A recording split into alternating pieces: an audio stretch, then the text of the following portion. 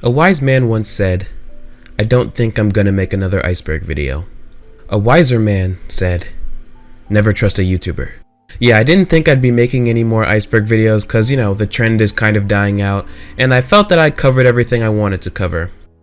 That was until I saw this beast. I got a lot of requests to cover this iceberg, or to cover the contents in it. And since we destroyed 15,000 subscribers in a month, I think you guys deserve this. This thing covers practically every concept known to Roblox, so if you're one of my viewers who knows nothing about the platform, this will be an apt introduction to all it has to offer. For the sake of time, sanity, and my computer, I will be uploading this video in 4 parts. Also, I will be skipping entries I talked about in previous videos, so be sure to watch my other videos if you saw an interesting entry that I missed before you complain in the comments. Also, I'm going to be skipping any myth entries, or entries that I think are just downright stupid. Fair warning, I'm definitely going to get stuff wrong, because although I've been playing Roblox on and off for some 10 odd years, I'd be lying if I said I was always a huge part of the community. Also, I'm going to skip topics that I just don't think are interesting enough for the video, like only the most boring of boring topics, for your sake and mine. Thanks to Forkoy, Lewis, and many other members of my Discord for help with this iceberg. Without them, I doubt I'd be making this video in all honesty. Well, I'm gonna take the advice of one of my comments now and shut up so we can get along with the video. Let's begin with the tip of the iceberg. If you've ever played pretty much any online multiplayer platform, you've probably already been made familiar with the expression noob. It's no different with Roblox. In fact, through Roblox was my very first exposure to the term. Noob is just an internet slang term for new player. In Roblox, noobs have a general look, characterized by the yellow body with the blue torso. This is probably the most popular imagery associated with the term noob. As Roblox updated their default avatars, however, technically what a noob is in-game has changed. But I think everyone's going to remember the classic yellow dude as the one and only true noob. Cafe groups / games are places that people gather to roleplay while going to a cafe. These include groups like Frap, which actually landed in hot water for copyright, Sizzle, Panda Express, and many more. These games have a history of being trolled and raided. I've done it before myself, since it's kind of gamer nature to disrupt people trying to do serious roleplay. I gotta put you in here. I gotta put you in this guy's. Put you in the window. As of recent, many of these cafes, which were named after real companies, have had to change their names and branding because of Roblox cracking down more and more on copyright. Groups in Roblox have a group wall function, one of the few places still alive on the Roblox website where you can actually still post public messages. Ever since its creation, these group walls have been spammed with unnecessary messages, advertising free Robux or hacks, or posting some scary chain message or something dumb like that, or just somebody chatting in annoying multi-messages. Roblox has a pretty active myth community, although it's been less active in recent times. Essentially, Roblox myths are like creepypastas that get shared around the community, except some of these myths kind of have the air of maybe it's real. There's a community of myth hunters, or those who try to uncover evidence of these myths / look deeper into them. Some examples of this are 1x1x1x1, Guest 666, and Gauze. The myth community is super huge though, so I will definitely have to cover it fully in a later video. UGC stands for user-generated content, and these are basically items like accessories or models created by select Roblox users rather than Roblox admins themselves. Over the years, Roblox has allowed more and more of these onto the marketplace, especially in recent years. In fact, a majority of clothing and stuff you see on characters nowadays are UGC items.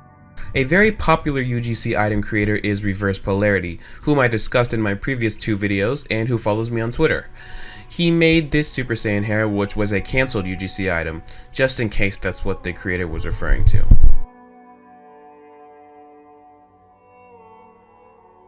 Listen, if you've had a Roblox account for any amount of time, you've seen these. Literally, there are so many ways scambots will try to get you to click links and gain your personal information. I'm not even going to go through them. I've seen actual scambots joining games as of recent, which is really annoying, but what are you going to do? Builders Club was Roblox's premium subscription program. You basically paid a monthly fee to get certain benefits that free users didn't get, mainly a certain amount of Robux every month, among other things. It had 3 tiers: Builders Club, Turbo Builders Club, and Outrageous Builders Club. Back in my day, I had TBC for a while, I think, thanks to stealing my parents' credit card. It's a credit card, and I'm going to be buying 400 Robux for this card. Now, she said I can only buy 1, but I'm going to buy some more. Now it's just been replaced with a standard premium Roblox kind of deal.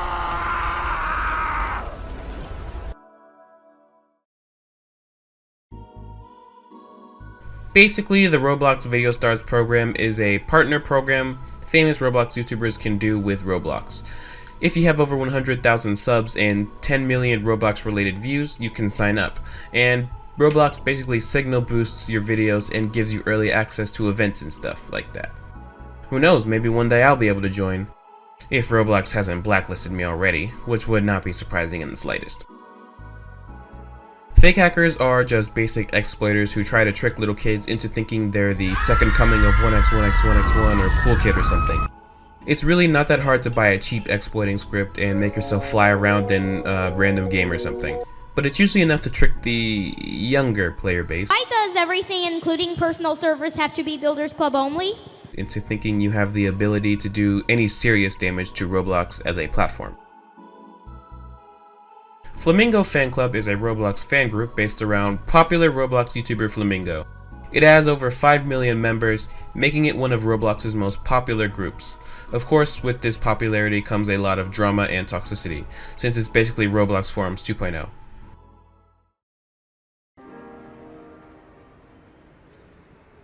Griefers are just people on Roblox who want to disrupt serious gameplay in really any Roblox game. There are many ways to grief, but it should not be confused with exploiting or cheating. Griefers don't hack or exploit, and unlike cheaters, they don't want to win, only to cause pain to other players. I think most people who have played Roblox for a long time have gone through or are going through a griefing phase, as did I, but it gets boring pretty quickly. This guy, that's all I need to say. This dude. Wait, look at this! You guys are, look at me! What is going?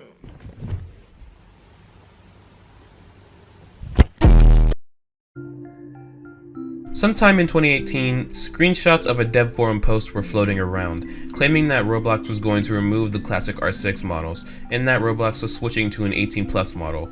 Of course, they were just doctored screenshots, something anyone can make with some good old inspect element, but it was good enough to where lots of kids bought it. Make sure to fact check before believing things like that. Some games exist solely for the purpose of stealing your personal information. A common tactic for some phishing games would have, once you joined, a fake maintenance window pop up on your screen, asking for you to log in. If you did enter in your details, whoever created the game would now have your account information stored, and you would have nothing to show for it. It goes without saying, but never enter in your login information unless you're sure you are on the official Roblox page. Often, if I'm not sure, I will enter in fake information, and usually after that, the fake login will show its true colors, although it doesn't always work. Stay safe, kids. Back when forums were a thing, it would be an all too common occurrence to have them raided. Essentially what a forum raid is it's having a large group of people spam the forums with all sorts of messages so that those who want to have normal conversations would have their messages flooded with all kinds of troll posts. This mainly occurred between the two sub-forum factions, RT, Roblox Talk, and OT, Off Topic. These two sub-forums would often raid each other because for whatever reason they just had beef. Of course, the most popular forum raid was probably the Quackity raid, but I already talked about that extensively in my other Iceberg video. Skyblock is a game on Roblox where you manage various floating islands in the sky. It's pretty self-explanatory. Now, if you haven't played the game, you're probably thinking, wow, that sounds a lot like Minecraft Skyblock. Well, Minecraft thought that too. Due to the name alone, Skyblock ran into lots of copyright issues. They had to change their name to Skyblox, and then to Roblox Islands, and in June, the game was taken down entirely. It's now up under the name Islands, and fortunately we were able to avoid another brick bronze situation. Developer events are events that are held inside already created games, rather than games being custom made for events. For example, the Egg Hunt yearly event switched from being an original Roblox event to being a dev event, scattering the eggs across popular developer-created games. People didn't like this format for a variety of reasons, mainly that it was just more boring this way and it clearly took a lot less effort. And when Roblox stopped paying developers that their eggs were featured in, the criticism only got worse. This entry fills me with nostalgia. Online daters are people who go to Roblox to have online relationships. They have been a staple of the Roblox community for years, being generally disliked among the community. They were, and still are, pretty cringy. It's always pretty easy to tell them apart from other players based on appearance alone. In the past, oh dears abused the Roblox 2.0 body and often wore quote-unquote trendy clothing. Nowadays they wear R15, although normal players use R15 as well, and often go ham on the e-girl/e-boy clothing. They are closely tied with the TikTok community as well, which I will talk about a bit later.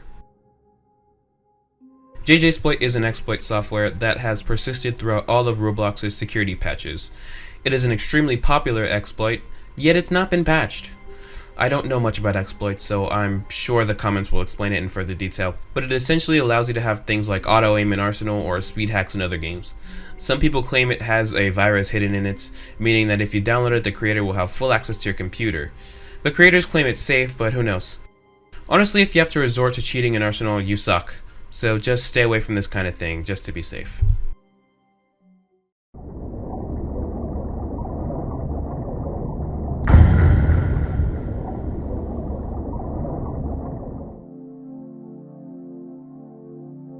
Cow Cow Man Man Thingit, or Cow Cow for short, was Roblox YouTuber Green Lego Cats 123's alt account.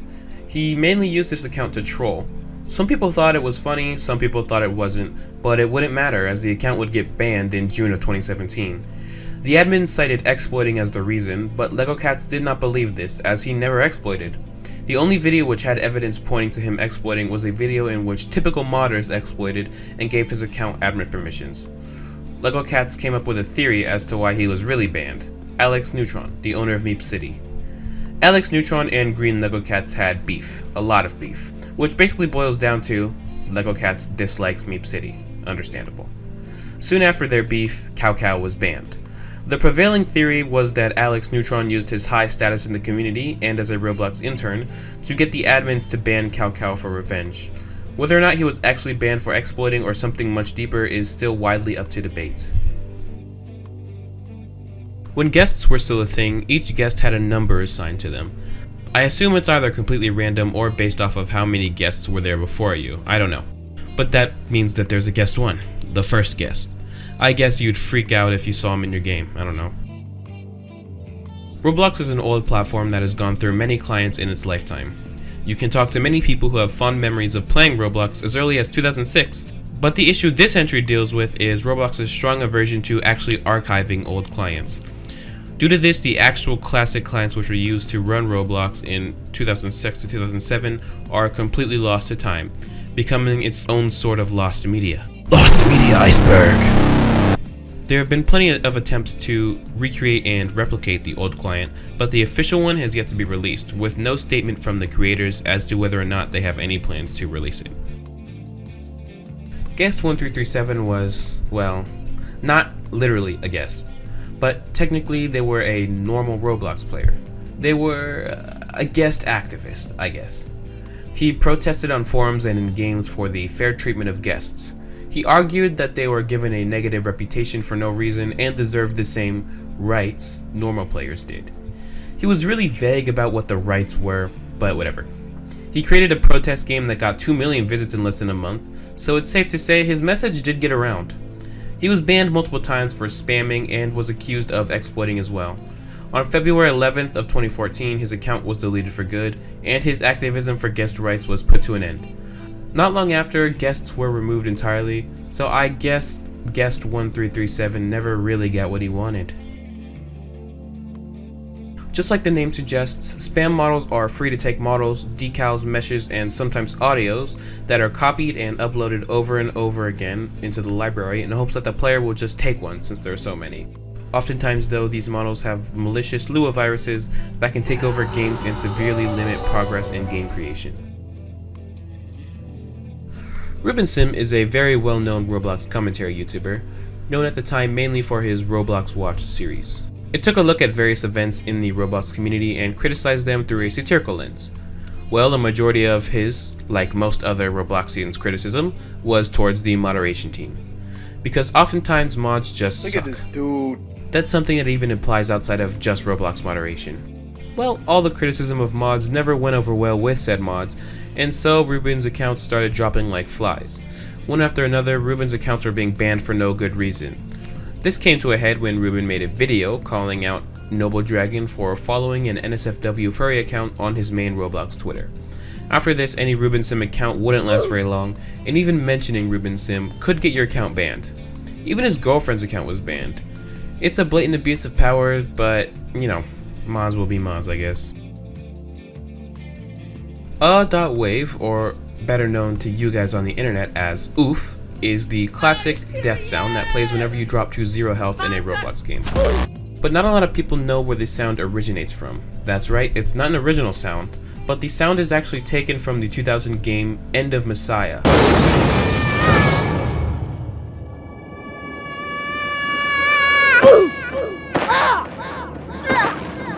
Just recently, some legal issues popped up because of this, because, as it turns out, Roblox didn't pay for the sound or credit the original sound creator, Tommy Tallarico. Despite this, Tallarico said he was honored to have the sound featured in the game and asked for minor compensation. He ended up asking for a really small amount of money. Still, Roblox didn't want to pay to keep up the legendary sound in their game, instead opting to remove the sound entirely unless you pay Robux to include it in your games. Rest in peace, little buddy. We're gonna miss you.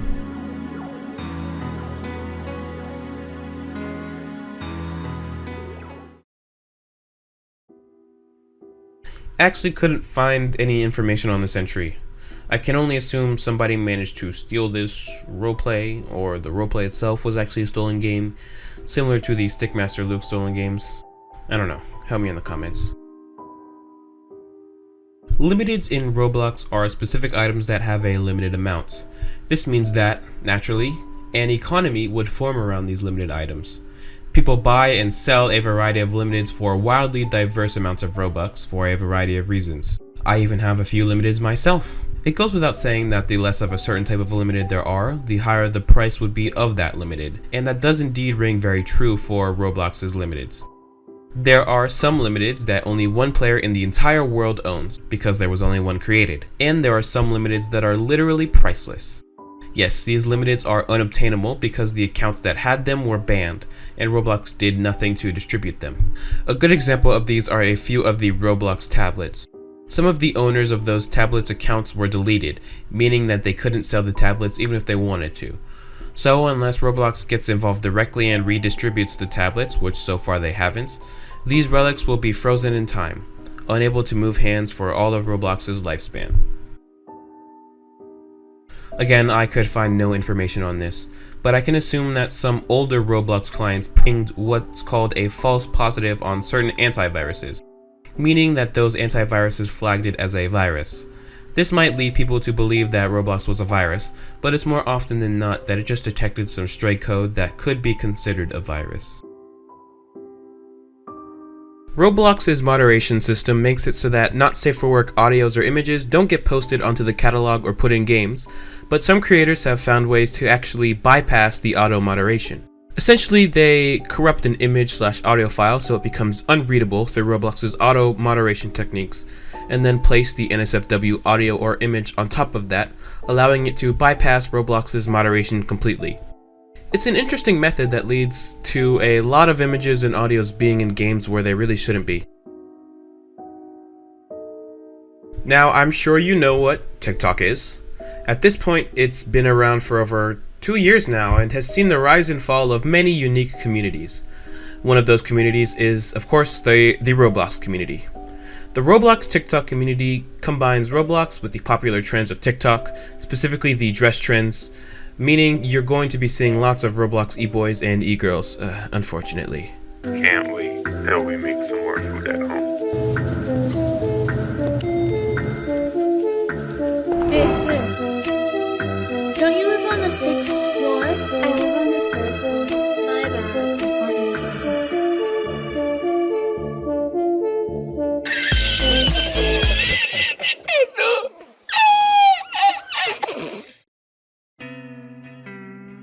Our thoughts were kind of a trend from 2017 to 2018 where people, mainly girls, would dress up their avatars very realistically, creating this really uncanny effect. They took their inspiration from people like Nicki Minaj, Ariana Grande, and various drag queens, and it's very easy to see. They were often made fun of by users like Ruben Sim and Cow because they were heavily affiliated with online dating and the quote-unquote Roblox gangster community. Yeah, I know. I don't think anything on this iceberg could fill me with as much rage as this entry did. As a brand, Roblox is spelled with a capital R and all other lowercase letters. Still, there was a time when Roblox went by Roblox in all caps. I always remember it being Roblox in all caps. It's even that way in my bookmarks. But at some point, maybe it was always this way, they switched to a normal proper noun format for their brand name. But this has not been covered up completely. People have done digging and found many instances where Roblox officially went out of their way to use all caps when referring to the website. Instances that are still around to this day. It's very interesting, and I wonder why they made the switch. War clans are certain military-themed groups on Roblox. There are a lot of them, all with different agendas, but they are all themed around, well, war. They often have battles and wars, and many of them are plagued with toxicity and abuse. Really, this entry deserves a full video at some point. Experimental mode was a weird feature Roblox added in September of 2017. Apparently, it was an optional setting for user-made games that essentially allowed other players to potentially add their own scripts to games that they didn't own, making games with this feature extremely vulnerable to harmful exploits. Additionally, it was criticized by the community for having harsh regulations. Nobody could join games that didn't have filtering enabled on now unless they were friends with the game creator. This caused every classic game to be unplayable because they didn't have filter enable activated, and those games couldn't add it because it would break the scripts. After only 1 week, Roblox basically discontinued the feature entirely, which was definitely for the best. Back to the very common topic of uncanny Roblox avatars, virtual K-pop groups are what happens when, unfortunately, you combine Roblox and K-pop, which was probably inevitable. This one's actually really interesting. A group of Robloxians decided to form their own K-pop group in Roblox. ZTS was a fully functioning Roblox K-pop group that would go on actual music tours, and they looked like... Yeah, it's pretty disgusting, but an interesting attempt nonetheless, so it has a bit of my respect.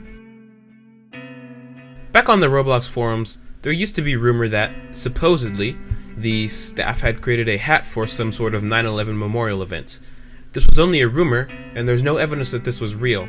But if it was, then it's most likely that Roblox didn't release it because it would have been seen as distasteful. Davine Sister is a Roblox group created by Valindra, who are known for a lot of things, but for one, they are one of the largest LGBT groups on Roblox. Davine Sister has come under a lot of criticism over the past few years for a variety of reasons, mainly because of the content they choose to show. Davine Sister is a group aimed towards mainly younger children, yet features an abundance of NSFW imagery and topics, such as sexual content and cult behavior. This group is very controversial and has had their games taken down multiple times. For a full breakdown of the Davine Sister situation, I suggest you watch Some Ordinary Gamer's video on the topic.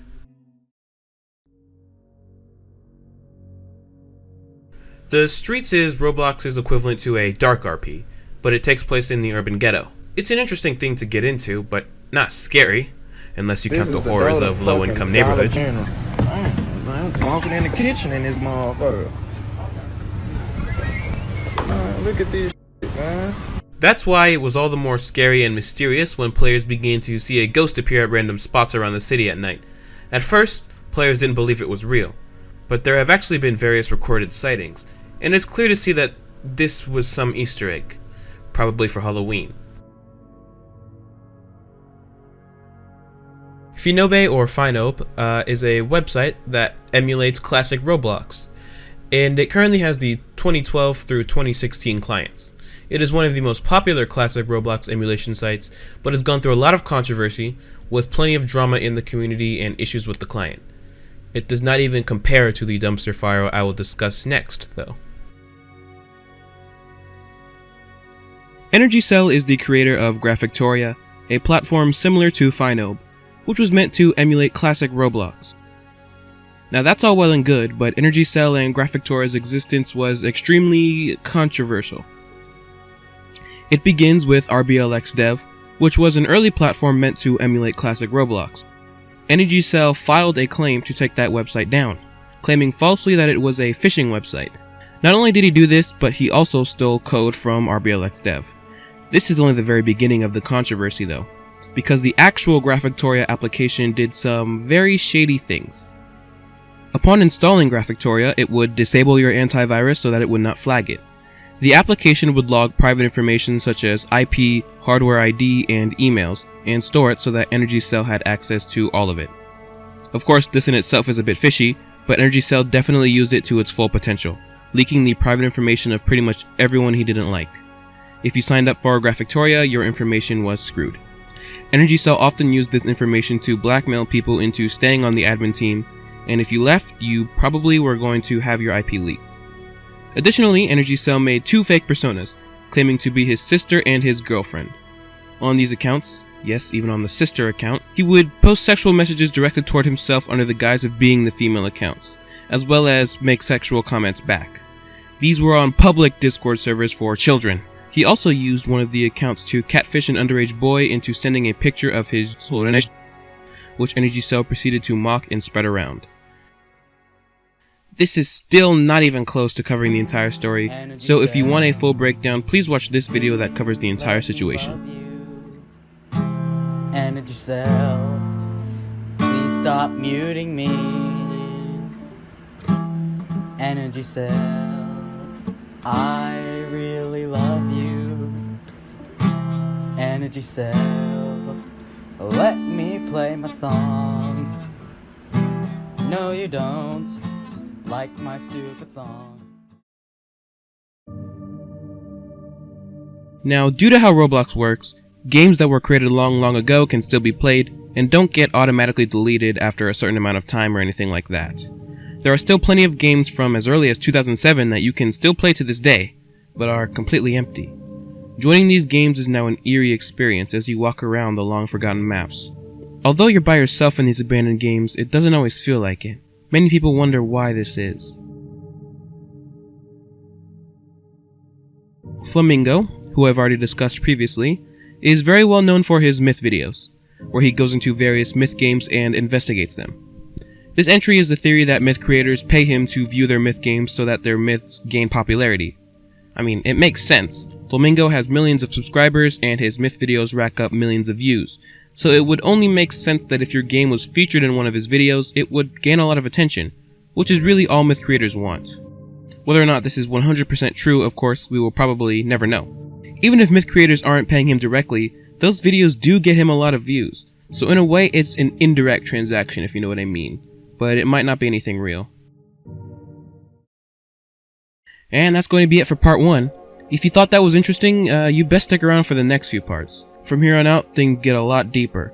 If you liked the video, definitely subscribe and turn on the bell, at least until I finish the series. Please, trust me, you're not going to want to miss any of the next few videos. After that, if you're still unsatisfied, you can always unsub. Thanks once more to my Discord for the help on the iceberg. We've got a great community over at Toastee's World, so if you want to help out with the next few parts or just want to hang out and chat with me and other fans, be sure to join the Discord, link in the description. Anyways, I'll see you guys in the next video. Peace.